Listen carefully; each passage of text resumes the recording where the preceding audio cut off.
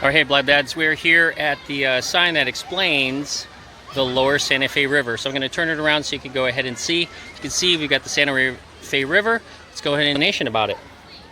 So the lower Sante Fe River basically starts from a lake, then goes to Alachua County, then literally goes 72 miles, meets up with Itchitucknee River.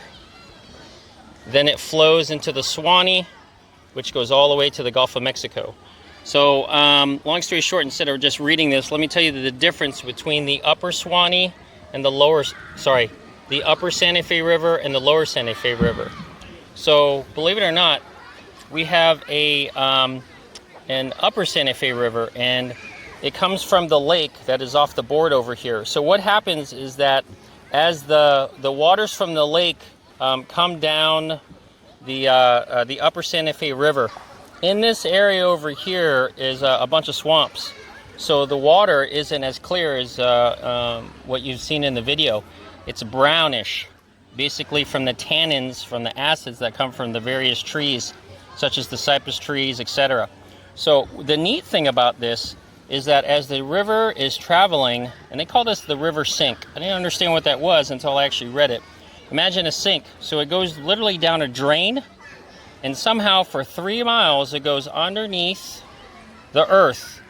And then it comes out of the earth, and the next thing you know, it feeds into the Sante Fe River, which you can see there are a ton of springs that are attached to the actual lower Sante Fe River. And we are right here. We're at Gilchrist Blue Spring. So let's follow it all the way up. So, and it reaches right here. Now, this Itchitucknee River, so you've heard us through our last Blab Dad that we went through the Itchitucknee River.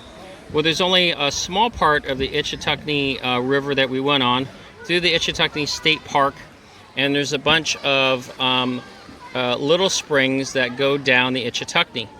So it starts at one end, and then it ends up through the state park, then through the actual river itself, where it meets with the Sante Fe, and as it travels, as I mentioned before. So the other thing we want to mention also is this spring run. So let's talk about the spring run. So the spring run doesn't happen over here in the upper Sante Fe River. This is all impenetrable clay. So nothing actually goes through the ground. It stays at a certain level, and that's where it comes up. But they have something called an aquifer. So this Florida aquifer, you can see why the water's so blue over here, and the reason why it's called a spring is the pressure from underneath the earth with all that water that seeps through the limestone gets pushed.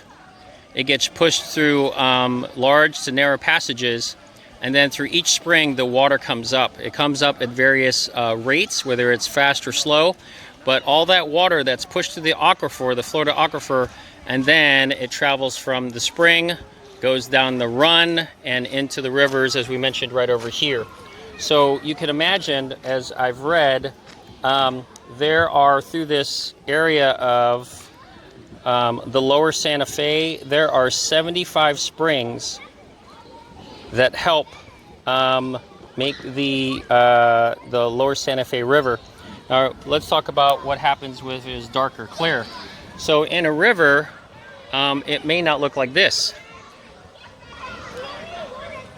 So let me explain. So in this area, all those tannins, all that brown water, okay, which is all that the coloration in the water, it comes down the river itself. If the water level's low, meaning there hasn't been any rain, and the water table is going down, then you're going to see the rivers and the springs become much more clearer in visual acuity. Okay, but if it rains a lot, then all of this gets mixed in and gets into the water, and thus the river is going to be much more darker or brown. So that's why you talk about dark or clear. So again, this is this lower Sante Fe River. They just gave an explanation of it. I love hearing about the history of how we are one of the only states in the continental United States that has 1,000 springs. So, and this is our third one here at Blue Gilchrist Park. Okay, let's look over his shoulder. And don't forget to like, comment, and subscribe to Blab Dad.